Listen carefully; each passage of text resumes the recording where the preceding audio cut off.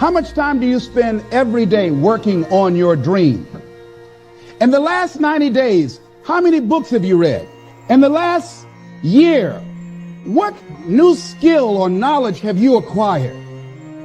What kind of investment have you made in you? You don't want it badder than you want to party. You don't want it as much as you want to be cool. Most of you don't want success as much as you want to sleep. Some of you love sleep more than you love success. And I'm here to tell you today, if you're going to be successful, you gotta be willing to give up sleep. There is no shortcut. There is no hack. There's no sweatless solution. You're gonna have to work.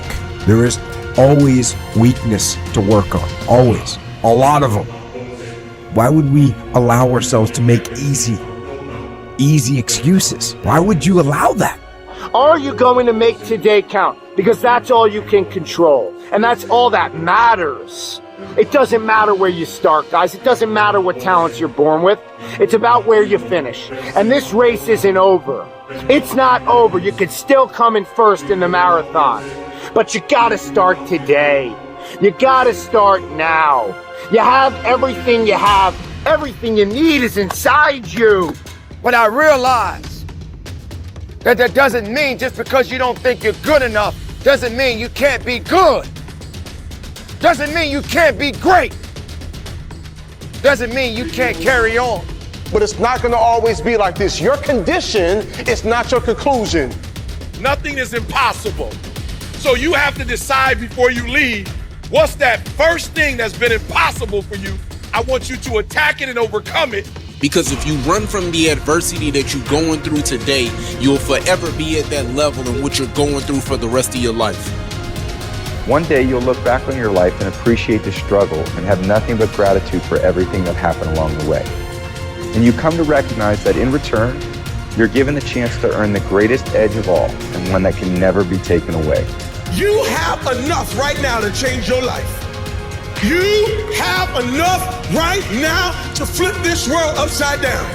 You have enough. You got enough power. You got enough anointing. You got enough grace. You got enough patience. You got enough gifting to make your money, get out of debt, get yourself together, and change everything about your world. Realize that you have the ability to make an impact. You have an opportunity to change that story in your head. Put yourself out there, because when you do, amazing things happen.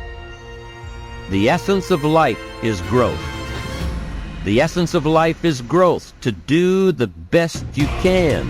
And here's what's interesting. Humans are the only life form that will do less than they possibly can. Humans are the only life form that will settle for less. Every other life form except human beings strive to its maximum capacity. How tall will a tree grow? Approximately as tall as it possibly can. You never heard of a tree growing half as high as it could. No, trees don't grow half. Trees send their roots down as deep as possible, stretch their limbs up as high as possible, produce every leaf possible and every fruit possible. As a matter of fact, you never heard of a human physically growing half. We keep growing until we're done. Now that's a part of life we can't control. It's genetically coded. And that's probably why we keep growing till we're done. Because we can't control that part. It's the rest of our growing that we control. The growing of our minds, the expansion of our minds, that we can control. And that's what tends to get away from us. All life forms inherently strive to their max except human beings. Now, why wouldn't human beings strive to their maximum possibility? Here's why. Because we've been given the dignity of choice. It makes us different than alligators and trees and birds. The dignity of choice makes us different than all other life forms. And here's the choice: to become part of what we could be, enough to get by, or to become all that we can be. My best advice for you is to choose the all. Earn all you can, make all the friends you can, read as many books as you can, develop as many skills as you can, see as much as possible, do as much as possible, make as much fortune as possible, give as much of it away as possible. The max. There's no life like it. I'm telling you, once I got on track, I've never looked back. Pick up the challenge. Go for it. Take the best of the two easies. Take the route of it's easy to get ahead. It's easy to do all you can. It's easy to succeed. It's easy to have financial freedom. The more you do, the more you get. See, if you're playing it safe, you're not going to win. If you're playing it safe, like that old saying, you know, you were taught when you're a little girl, better to be safe than sorry. Well, that's a bunch of crap. It's not better to be safe than sorry. It's by trying things that you figure out how far you can go. You got to get outside the box. Like it's reported, Edison tried 3,000 ways before he built the incandescent light. He said he didn't fail 3,000 times. He said there was 3,000 different steps to building a light bulb. Well, there's different steps to get to where you're going. And I really do treat winning and losing exactly the same. I do not let it upset me. Do you think that's a big part of why you're so successful?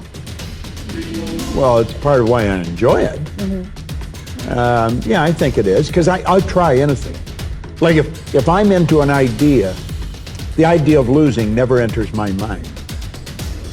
See, I have worked with giants. I had the good fortune of working with Sir Edmund Hillary. He was the first man to stand on top of the world. And I worked with him on 3 different occasions. And the only difference in Ed Hillary and Bob Proctor is in his side. Now, he's gone now, but he was a big man. And he shook hands with me. His hand wrapped right around mine. I felt like a dwarf, you know. And talking to him, like it never entered his mind he wouldn't get to the top of the mountain. But he failed in 1951. He failed in 1952. It wasn't until 1953 that he got to the top of the mountain. You know, people had died for centuries trying to do that. But he said, I knew if I could see it in here, I could hold it out here. Stella Mann wrote that in a book. You can see it in your head, you can hold it in your hand. And that's right. And if you're not prepared to lose, you're never going to win, because you're always playing it safe.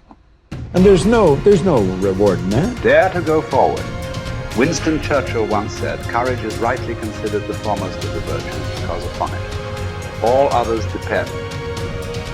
Courage is the chief distinguishing characteristic of the true leader. It is almost always visible in the leader's words and actions. It is absolutely indispensable to success, happiness, and the ability to motivate other people to be the best they can be. Follow through on your vision. In a way, it is easy to develop a big vision for yourself and for the person you want to be. It is easy to commit yourself to living with complete integrity.